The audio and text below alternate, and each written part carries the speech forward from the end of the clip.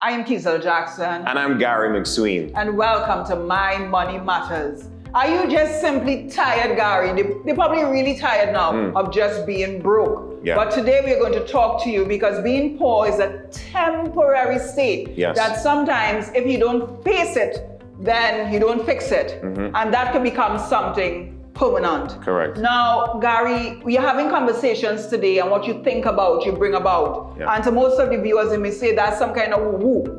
Yeah. What woo-woo they're talking about? That we are atoms, and what our energy, what we attract, we can also vibrate. And we could, what we think about, we bring about. Yes. These concepts and these different theories that could actually work and could make a difference in your not only your state of mind and your mindset, but also your bank account. Absolutely. I want to say to everyone that you have to start taking real conscious effort as to your thoughts. Like, what are you thinking on a daily basis? Of course, right now, a lot of people are bombarded with a lot of negativity. So chances are you are not controlling the way that you think. Someone else is controlling the way that you think. And as a result, it's affecting your money. I think with this program, we're talking about My Money Matters. We're really going to help you to understand what you need to do to get your mind in the right state so that you can actually control your finances. Yes, things look a particular way, but I can guarantee you this: once you do things a particular way, there is a science to actually getting rich and making money matters. Yes. And there's a mantra of the ego that will always tell you that you are not enough. You do not have enough, and we always crave the things that we do not have. Yeah. So that abundance of energy, becoming fixated on what we do not have rather than focusing on what we have and how can we move from where we are to get where we want to be. Yes. I would say to anyone that everyone is designed, everyone was created by the same person. And we were all created for greatness, but you have to become aware of the power that lies within you. When you start understanding the power that lies within you, it's going to be natural for you to attract certain things into your life, right? But it only comes through studying. And our job through Money Matters, My Money Matters, is to help you, gain some of these skill sets. And we're going to talk about some real truths as to why people are, in the situation that they're in. And, at the end of the day, I will tell you this: you can turn your situation around. It doesn't matter how it looks right now. You can transform your actual life right now. But the viewers may be saying, well, Gary McSween is a multi-millionaire. Kizel Jackson's maybe on the way there. And you like that one, right? What do they know about poverty? How can they come and tell us about moving from point A to point Z? And let me tell you a background story. I remember being so broke. I wouldn't even say poor. I would say broke, but I was never broken, Gary. I was broke, yes. I was in a state of poverty, yes. I crawled out from the bottom of the barrel, literally, to get some clean water and get some air on the top there, Gary. So I know what's like. I know what's like to see bills after bills, and you're probably wondering, how am I going to do it? And then overdue. And then having to have your assets repossessed, and not understanding that sometimes even the education system has failed our children. Yes. Because you come out of school with degrees, doctorate, and they are educated poor people outside there who have the qualification, but yet still they cannot make the figures. Correct. So what language are we speaking? And then the banking system that has failed so many. I mean, we depend on a system that is working against us. The education system works not totally, but it works against us financially. Yes. The banking system, the banks are never your friend, people. It's never your friend. It works simply against us. Then what do we do? Yeah. What information do we need to have? What are the conversations of the rich? What are they telling their children? What is the difference in our conversation to their conversation? Gary, you wish to expand on this. Let's talk about economic behavioral modification. Well, even before I talk about that, I also need to let them know I know what it feels like not to have her.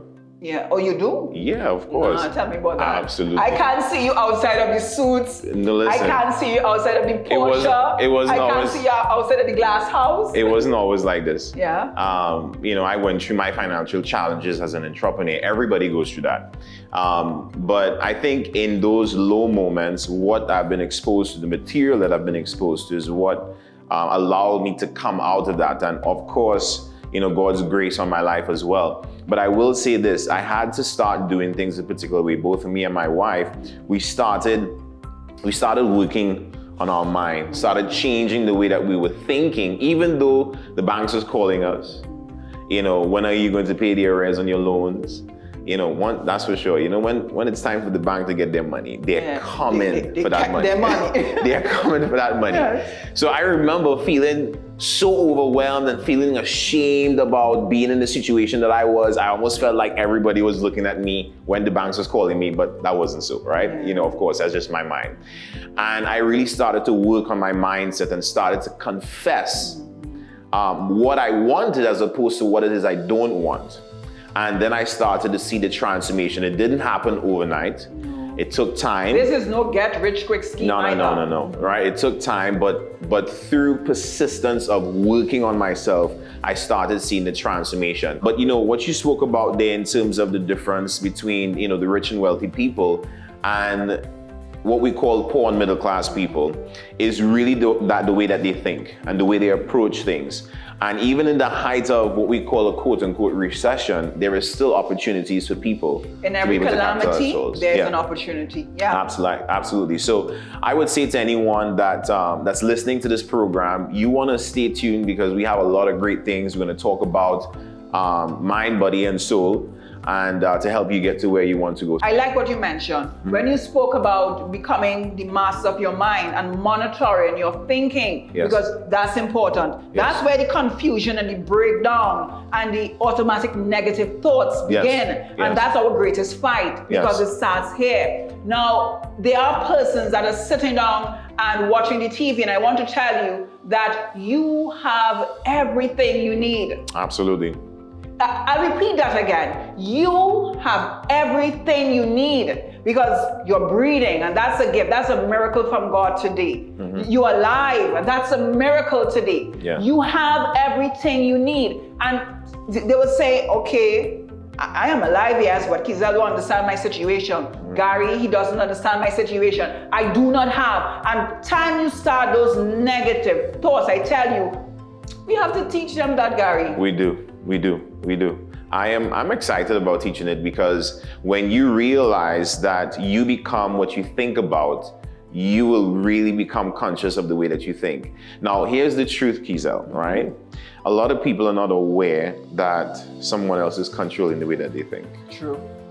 So you have to be very conscious of what you're feeding yourself, right?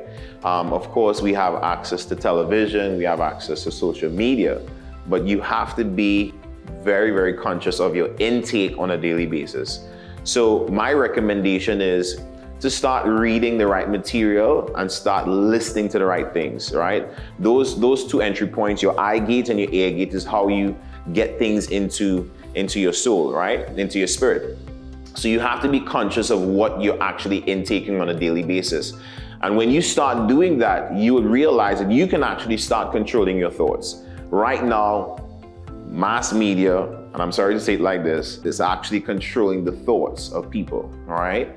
And for me, in this season, I have eliminated certain things so that I could control my intake, which would allow me to control my thoughts. And guess what? You become what you think about. Whatever you think about the most, you become, right? Whether it is in your money, it's in your health, it's in your relationships, whatever you think about is what you attract. So we have to teach on that, and we can have a segment specifically on the breakdown of how you're able to control what you're attracting into your life. I can do a whole session on that. That's easy. I love that, what you just said. When you talk about the mass media being like there's a psychological study on that, the hypodermic syringe model, because they're continuously injecting and injecting and injecting into you, and they may create an illusion that's not real. And then in order to differentiate what is real from what's not real is a difficult task. Not everything you see on social media is real. And then what they do, they promote their own goals. Correct. They promote their own aspirations. Yes. And then who are caught in the web? Who is that? Who is that spider in that web? And who's the fly outside of the web? We have to also understand what are our positions. Yeah. Because For example, let us change the chain of thought. The poor black people that are watching the basketballers, and they're watching and they're calling after certain brands, and they go and they buy these brands. Why? Because they want to look rich rather than be rich. We are in a society of people who want to look what they are not rather than be what they are. There's a big difference. And looking like what you want to be, sometimes you have to understand delayed gratification. Because that pushes them further away from becoming what they really are or their intent. Because Gary, for example, I have family. And sometimes closer to church and further from God. Because they will still run after all the brand name. And they'll purchase these brands. And my question to them is this an asset or a liability?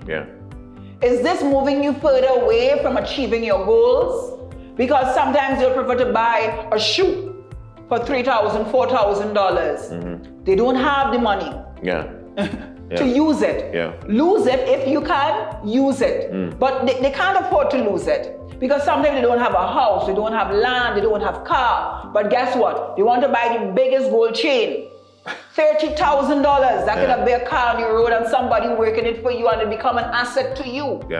But again, there's need for behavioral modification. This is what I'm talking about. Both the psychology and the economics combined and change the behavioral approach. Because Gary, to a certain extent, you are responsible for your own actuality. Absolutely. You are. I think having priorities is important, and differentiating assets from liabilities is important. Now, I am not against nice things. I love nice things. We all are. So we all are. But put it in its right perspective. Correct. You have to put it in its right perspective. You cannot want to look a particular way, but behind closed doors, things are not the way that you want it to be. You always have to think about, number one, what am I doing to create cash flow? What am I doing so that I can increase my cash flow coming in? And once you have things in place and you set up your assets that are bringing you residual cash flow, on a month-by-month basis, of course, the profits that you make from your residual income, you could decide to treat yourself. I believe you have to treat yourself well, but it has to be done in the right way. When I was coming out of my situation, the number one goal was to become debt-free. So that was the first thing on my mind. I didn't care about looking a particular way. I wanted to pay off my debts. I wanted to get that monkey off my back. Because trust me, it's a heavy load. It's a heavy load for a lot of people. It can create a lot of stress. And we can have a session talking about debt as well. So that was my number one goal. And then once that was done, then I focused on buying assets. And then once I set that up, then the next step was creating more cash flow, more opportunities to invest in. And then, of course, I was treating myself along the way. We have to treat ourselves, but all in balance, Gary. Correct. Gary, for persons who are watching us right now and they're saying, okay, I hear you, Gary, but I don't even have the basics. What is your message for them? Well, the basics right now is, number one, can you breathe? Do you have a breath of life? Right?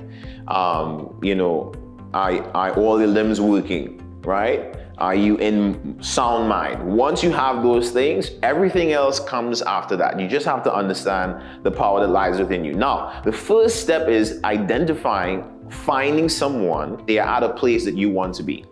So no matter how tough things are right now, you have to find someone that is where you want to be. And then you start seeking out individuals like that, asking them questions. What do you think I can do? Now, Kizzy, this is a situation here that is a double-edged sword. Some people are going through tough times and they think their answer is give me money. So, that's the victim. We don't play the victim game. So money is not going to be the answer. If I give you something today, what is going to allow you to earn tomorrow? Hello. You understand? Viewers and them, you saying what? Money is not the answer. Somebody watching and saying, hey, money is the answer, Gary. No. Give me the money and I'll show you the solution right now. Listen, money is not the answer. I promise you, because if you give a man who doesn't understand how to handle money, he's only going to end up back where he is, or where he was, or even worse. You know, we have people who win money, who win the lotto, and then they end up broke. Yes. Right? That's because they don't know how to handle money. Right? So you have to first work on who you are. Gary, may I interject just briefly? I want to tell you about the conditional relationship with money. Do you have a conditional relationship with money? Yeah. Let me explain what I mean. If you have money, you're real happy. And if you don't, you're unhappy. So do you have a conditional relationship with money? That shouldn't be. Yeah. Because money cannot dictate. I remember one time I had a conditional relationship. I must confess. Right. Listen, Gary, when I have money, my whole emotional state changed. And when I don't, I realize that I'm in a different space. Yeah. So I'm talking from experience here. Change your relationship into an unconditional relationship. That regardless of if you have it or you don't have it, it doesn't affect your state of being. I'm not talking about your bank account state, but your state of being. Yeah. Let's go back to the guy who won the lotto. I actually know someone who won the lotto. And today, he's in a poor state. Why? Because the poverty of the mind was greater than even the wealth of the account. So sometimes you need to fix here. Remember, we are coming back, everything, we are coming back to the mind. Absolutely. Listen, should it be MMM? I feel so. We could Mind, money matter? Yeah, I think that should be the title. I think I like that. You know, you're saying something about having an unconditional relationship with money. I think that is key. But I will say to the viewers that money is attracted to energy. Yeah. Right? So I actually started understanding and learning that I had to be in the right state to be able to attract it into my life. So you have to understand that money is not the number one and most important thing. You have to understand and control your being, your state. And once you control that, everything will work in your favor. I guarantee you that. So you have to learn how to have the right feeling and the emotion before the thing shows up. Yes. Yeah, that's actually key. That's a good point. Yeah. Gary, before we close off, we were supposed to do something on the evolution of money. Yes. Where money came from, yes, from barter up until digital money now. Yes. And to understand the progression.